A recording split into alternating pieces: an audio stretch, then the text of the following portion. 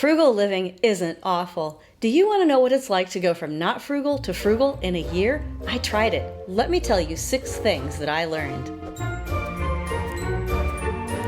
Welcome, I'm Amy, and here at Frugal Over 50 I give you tips and tools for frugal living. Let's talk about these 6 things that I learned going from not frugal to frugal over the course of a year. Number 1, frugal living is not the same thing as poverty. This is a heavy one to start with, but it's important to stress at the beginning because it's something that I didn't understand. I thought that being frugal meant being poor, and so if I was not frugal, it would signal to myself and to the world that I was not poor. This is sort of an odd quirk of my particular brain and may not be an issue for you, but I really believed that if I did not demonstrate visible signs of a consumer consumption society in my everyday world, that I was being poor. And I didn't connect things like how many dollars I had and how much I had to spend and what my priorities were with anything meaningful in my life. It was just about if I had enough stuff and if I would buy enough stuff, I wasn't poor. This is not at all logical when I say it out loud like this, but it was something that really drove me without any sort of conscious thought. There's another side of this frugal versus poverty thing that I think is worth bringing up as well, which is that poverty is an enormous global crisis. And that's far beyond the scope of this particular video, but I do want to make that point that I had to learn that there's a strong difference between frugal living and true poverty. And it's important to understand that frugal living is about priorities. And that leads us to number 2. Bola Sokumbi of Clever Girl Finance said this: frugal living is the act of being very intentional with your spending. One of the things that I had to learn as I went from being not frugal to being frugal was that I couldn't just spend when the impulse hit me. I genuinely didn't understand that. I had been very influenced by marketing and by advertising that told me that in order to be a happier person, I needed to buy this or that or the other. And in order to solve any problem in my life, I needed to buy things. Now, we do live in a consumer society. We live in a society that is driven by money and by buying things. And it is true that to solve problems, we often do need to buy things. But to simply buy on impulse is not wise and is not frugal. And I truly didn't understand this.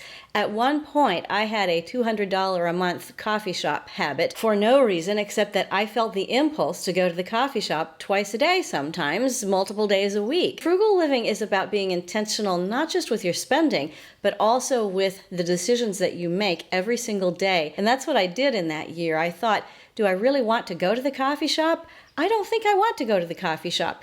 And then I had to argue with myself because it had become a habit. The impulse to buy too much coffee shop coffee had become a habit to buy too much coffee shop coffee. And I had to totally restructure my everyday existence so that I would not go to the coffee shop twice a day. And I would encourage you, if you are struggling with frugal living, to think about being intentional with every act of spending. Not judging yourself for spending money because we live in a money society. You're going to spend money, but thinking before you spend.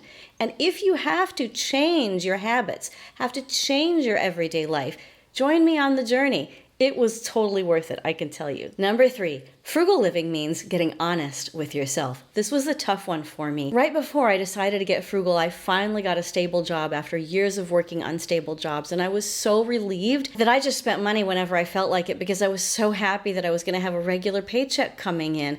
And I didn't really think about the fact that I needed to be careful about my spending because it was so nice to know that I just had more money coming in. If you've ever been in that situation where you lived for years and years with unstable income and then you suddenly get stable income, the urge to go out and just buy everything and trust that your paycheck is going to keep coming is so big, or it might be for you as it was for me.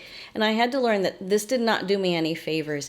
I really had to understand how much was coming in. I really had to understand how much was going out. And I didn't get a handle on it, truly, until I tried You Need a Budget, which I talk about here all the time. But if you'd like to try it, if you're having trouble getting a handle on your finances, try it down below with my link. You get 34 days free. And if you're already a great budgeter, then please pat yourself on the back because that is a huge hurdle to cross. I believed that I couldn't get honest with myself about my money. I believed that I didn't have the mental capacity to understand my money. I believed that I didn't have any tools that would help me manage my money. And discovering YNAB and all of the associated resources helped me understand that my brain works just fine. I can understand my money. I can get honest with it. And over time, after I got through all of the shocks of how much I was spending and how little I really did have coming in, although it was enough, it was really freeing. So please get honest with yourself. It's worth it. Number 4, frugal living means paying attention to everyday things. Now, this is a big one for me in my life. It might not be for yours. But I trained as a performing artist, as a singer, as an actor. I trained to be on stage, to be living other people's lives a few hours at a time, wearing their clothes, wearing their hair, wearing their makeup. And living my own life, by comparison, was just sort of in the wings, waiting for the real thing to happen, the real thing being whatever was on stage. And right before I started to get frugal, I had the wonderful opportunity to play the title role in the stage musical Mary Poppins. It was fantastic. I had a stable day job, so playing Mary Poppins worked for me. When I came out of it, I felt ready to quit my job and just retire. And I wasn't even 50 yet. And I thought, this can't happen.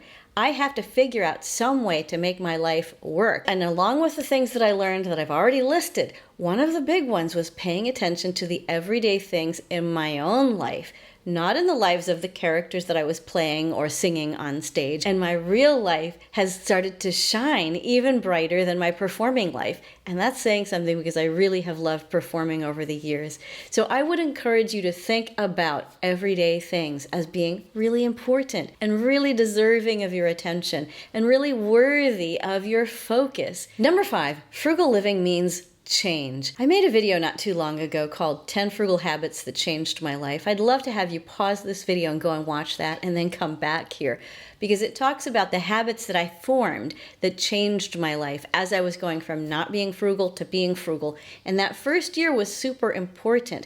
I had to change so many things. I've talked to you about having to change my coffee shop habit, and now I make coffee at home every day. And I still go to the coffee shop, but I don't pay for it. My Fetch Rewards app pays for it because I go to the store, scan my receipts, collect points, and then I use those points to get the fancy coffee shop coffee every so often. Not everything had to change for me, but I had to consider the possibility of changing everything. I considered everything from my housing to my healthcare to my transportation to my children's education to retirement. Those are the big 5 things that most adults are thinking about that really take up a whole lot of our expenses. And I had to think about, how am I going to change my life so that these things are better cared for? It took more than a year to do this, but that first year of going from not frugal to frugal was the year that I started thinking about it. And the reason I started thinking about it is because I actually wanted my life to change. I thought I was going to figure out a way to quit my job entirely. What I ended up discovering is that that wasn't going to be a great move for me, but within my organization, I could change my job responsibilities so they worked for me better, so I could serve everybody at my work better, and so that my life would go better. These are the kinds of options that open up as you start to think about the change you need to make. Don't be afraid of it. Dive into it, take it piece by piece, and you too can go from being not frugal to frugal, or from being frugal to more frugal. Number 6, frugal living makes life enjoyable. Before I decided to become frugal, I always felt an internal sense of chaos that I couldn't quite identify. I couldn't find the root of it. I couldn't find the source of it. And it had to do with not having made all of these changes that I've talked about.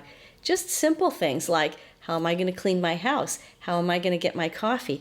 And the really big things like, how am I going to handle healthcare expenses? How am I going to handle housing and transportation expenses? The little things to the big things all deserved attention. And giving all of those things the attention they deserved was a way of caring for myself. And as someone who had been strongly affected by advertising messages, I was really happy to discover that it wasn't through buying this one more thing or that 2 more things that I would find happiness or find the solution to my problems. But instead it was at just turning and looking at my situation honestly and making changes as I could make them and making my life better a little bit at a time. I found so much more joy and so much more peace and so much more inner happiness. If you are just starting on your frugal living path, I would urge you to persist and to keep going, because you will find that place of peace and you will find that place of joy. If you're on that path of joy, I'd love for you to tell us about it below in the comments. What is it about frugal living that brings you the most joy? Mark Chernoff of the website Mark and Angel Hack Life said this: saying yes to happiness means saying no to the desires that drain you. This perfectly encapsulates my journey from being not frugal to being frugal. If you're on that journey with me, I would urge you to take the next step, whatever that next step is for you, and know that you are not alone, and I am so proud of you. Live frugally, change your life, and together we will change the world. I can't wait to see you again soon. Bye-bye.